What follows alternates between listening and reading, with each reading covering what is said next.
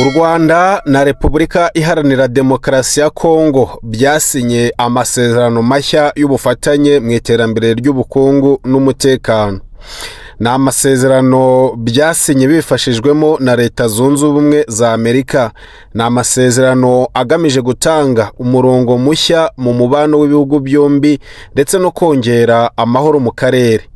Aya masezerano yasinywe na Minisitiri w'Ububanyi n'Amahanga w'u Rwanda ni Ambasaderi Olivier Nduhungirehe hamwe na mugenzi wa Repubulika Iharanira Demokarasi ya Kongo ni Therese Kayikwamba Wagner.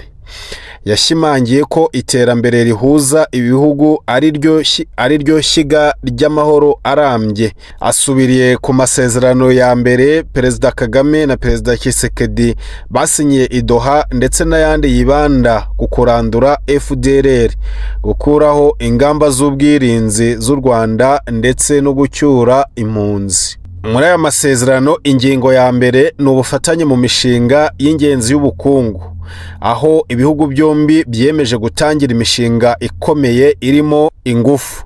Muri ibi bijyanye n'ingufu harimo kubaka no gusaranganya amashanyarazi binyuze mu mishinga ikora ingufu ishingiye ku gishushanyo mbonera cya African Union. Harimo gushyira imbaraga mu mushinga wa Rusizi ya kabiri uhuza Kongo, u Rwanda ndetse n'u Burundi. Harimo no gucukura gaze metani mu kiyaga cya Kivu ndetse no kuyibyaza amashanyarazi.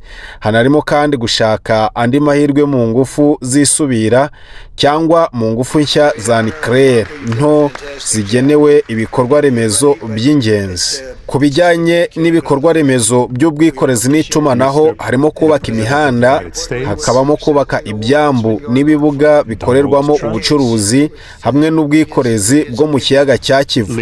Harimo no gushyira imbaraga mu buhahirane ndetse n'umushinga mugari wa gari ya moshi. Harimo no gushyira imbaraga mu buhahirane ndetse n'umushinga mugari wa gari ya moshi wa Lobito Corridor ufashwa na Amerika. Hakabamo kandi guhuza imiyoboro y'itumanaho na interinete yambukiranya imipaka. Ku bijyanye n'ubucuruzi bwambukiranya imipaka harimo gushyiraho uburyo bw'ikoranabuhanga bworoshye kwandika abambuka imipaka n'amakamyo y'ubucuruzi.